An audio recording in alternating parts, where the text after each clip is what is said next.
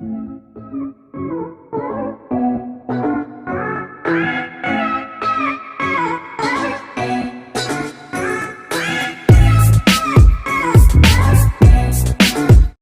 guys, welcome back to Class of Learning. You're with Rahul Sharma, your friend and guide in this class all about MEG09. So the question that we guys need to clear for the upcoming exams and how we're going to do these is सारी चीज़ें discuss करेंगे यहाँ पर.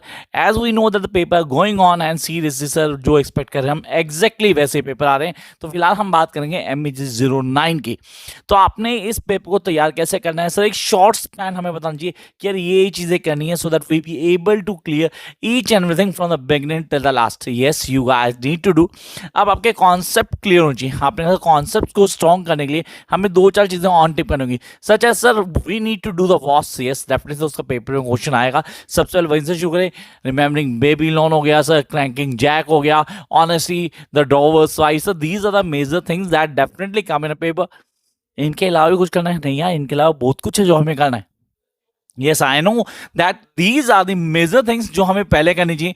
तो पहले मैं इन्हीं की बात करूंगा, लेकिन उसके बाद कुछ क्वेश्चंस हैं जो हमें ऑन टिप होने चाहिए. And how going to do this, इनके कॉन्सेप्ट क्या होंगे, कैसे क्लियर करते हैं, सब यहीं डिस्कस करने वाले हैं.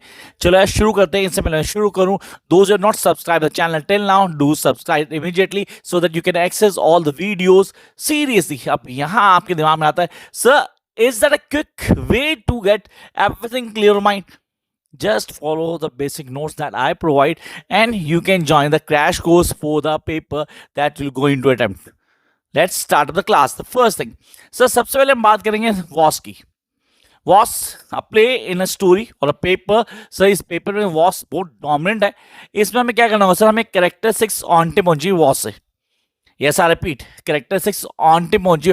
आप बोलते हो सर क्या है चीज़ें, कैसे करेंगे, करने का तरीका का, कौन कौन सी चीज़ें हमें ऑन टिप पहुंची. This really important. आप कहते हो सर पैट्रिक वाइट का writing style. Yes the Patrick white का राइटिंग स्टाइल काम करना छोड़ना मत. आपने कैसे इसमें थीम्स पे काम करना होगा. Yes you have to work on themes specially for the was. along with this the emotional complex novel. Yes it is the novel that is based on emotion complex. So what has been emotional complex? How would you address the certain norm that been mentioned that emotionally it was being connected from the beginning till the last and the readers get connected with the characters? This is something very important. Jump to the next one, human relationship.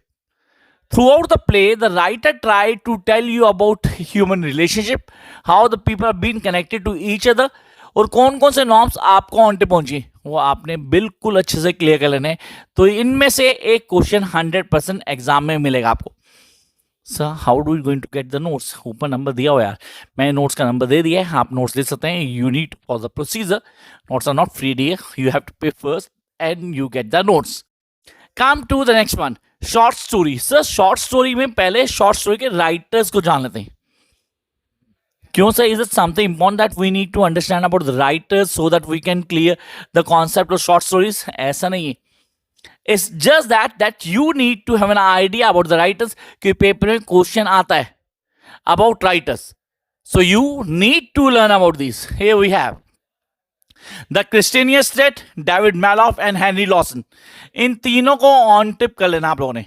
Yes, you guys need to Christina Stead, David Maloff and Henry Lawson. इन तीनों को on tip कर लो, आप चीज़ें बड़े आराम से clear कर पाओगे. This is really required guys.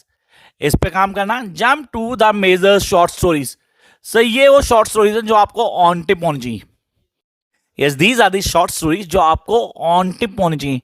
Sir अगर हमने नहीं रीड की, अगर हम नहीं टाइम मिला तो चैनल पे हो, चैनल को सब्सक्राइब करिए, इजी एक्सेस करो. सारी की सारी शॉर्ट स्टोरी, सारी शॉर्ट स्टोरीज आपको इस चैनल में मिल जाएंगी. The union buries dead, the drover's wife, at Shagger's funeral and cranky Jack. Sir cranky Jack definitely अपने बच्चों ने जरूर पढ़ी होगी. टॉम सॉयर तो पढ़ी होगी, तो क्रैंकी जैक भी पक्का पढ़ी होगी.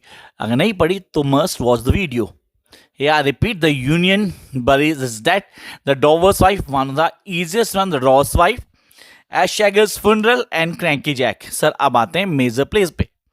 शॉर्ट स्टोरीज में एक दो शॉर्ट स्टोरीज और हैं जो हमें करनी चाहिए, जैसे कि the chosen vessel. It's a family story. Yes I repeat, it's a family story. The chosen vessel, इस पे काम कर लेना. इसका क्वेश्चन एग्जाम में इस बार कंफर्म मिलेगा guys. Come to next one, the remove list. Sir remove list English honours 5th sem में दिल्ली यूनिवर्सिटी का स्टूडेंट है तो नहीं, तो बाकी बच्चों ने कहीं ना कहीं जरूर पढ़ा होगा इंग्लिश ऑनर्स में। The remove list, a critic for Australian society. Yes it is a critic to Australian society. खाली यही खत्म नहीं होता, इसमें थीम्स पे क्वेश्चन आता है। Yes, the themes from the remove list. Sir एक और question, characterisations. Yes characterisation really important one, तो वो हमें ऑन टिप होना चाहिए। जंप करते हैं, द रिमेम्बरिंग बेबीलोन। अगेन आपने इंग्लिश ऑनर्स में पढ़ा होगा remembering Babylon. The first question that we guys need to do is remembering Babylon is a memory play. Is it based on flashbacks, the past flashbacks, the stream of consciousness? वो आपको on tip होना चाहिए। Jump to the next section, that is it's a story for old age prompts.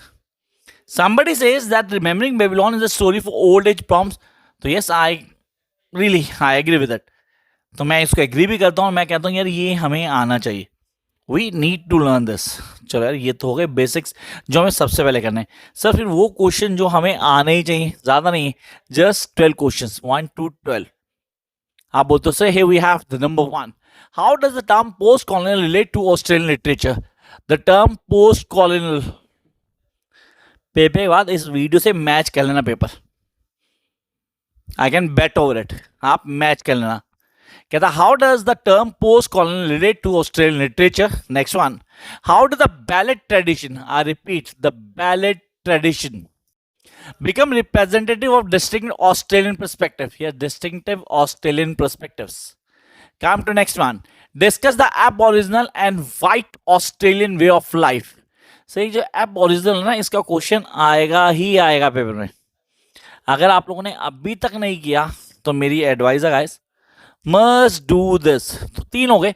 First, post colonial कैसे relate करता है Australian literature के साथ। Second, we have the ballad tradition. Ballad is a form poetry, a poetry that tells you a story, that's a ballad. So how did the ballad tradition become representative of distinct Australian perspectives? Next one, discuss the Aboriginal. Yes, we need to discuss Aboriginal.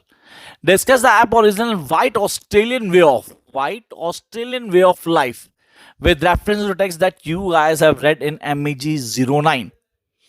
Come to next one.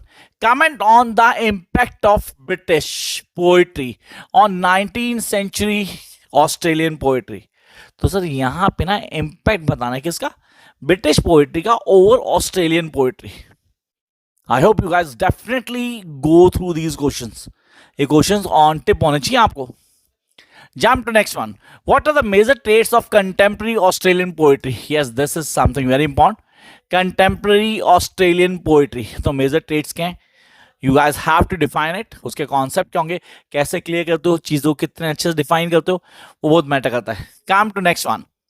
What is the contribution of Patrick White to Australian novel? Sir ये Patrick white का question तो मैंने was जब बताया अभी तब भी मैंने मेंशन किया, ये क्वेश्चन बहुत इंपॉर्टेंट है। तो यहाँ पर अभी तक जितने क्वेश्चंस मैंने किए, I hope that you guys can relate with it. अगर आपने थ्रू आउट द सिलेबस पूरा कवर किया है, चीज़ों कॉन्सेप्ट्स को समझा हुआ है, तो आप रिलेट कर पा रहे होगे। जंप करते हैं नेक्स्ट सेक्शन के ऊपर। कहता Harper, yes this is a major name, the most important name. Harper remains one of the pioneer poets. तो हार्पर यहाँ मेंशन नहीं, इसका वो इंपॉर्टेंट नहीं है, गलत मत समझना गलती से, वो ज़्यादा इंपॉर्टेंट इसलिए वहाँ पे। Harper, I repeat, remains one of the pioneer poets in establishing the foundation of distinct Australian poetry. You need to clear. Next, critically analyze the poems of Henry Cadell. Yes, I repeat, Henry Cadell, and the reason for their appeals to you.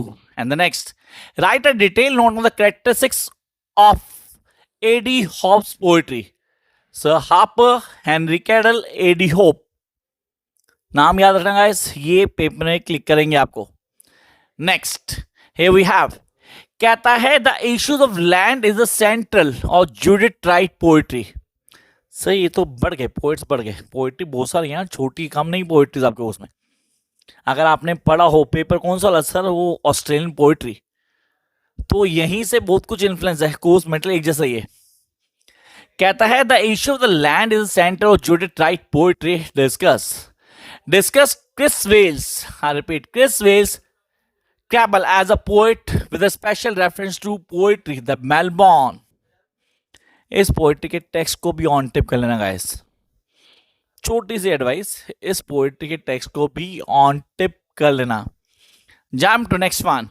कहता है Rosemary Dobson's poem the cockcrow speaks of the inner life of woman. तो अगली poetry I need to mention cockcrow आपको on tip पहुंची. So these are the questions जो आपको prepare करने हैं for your upcoming exams of MEG 09. I hope you'll guys definitely going to clear each and everything. कोई दिक्कत आती है just let me know so that I'll be able to help you out. Catch you very soon with a new video. Bye guys.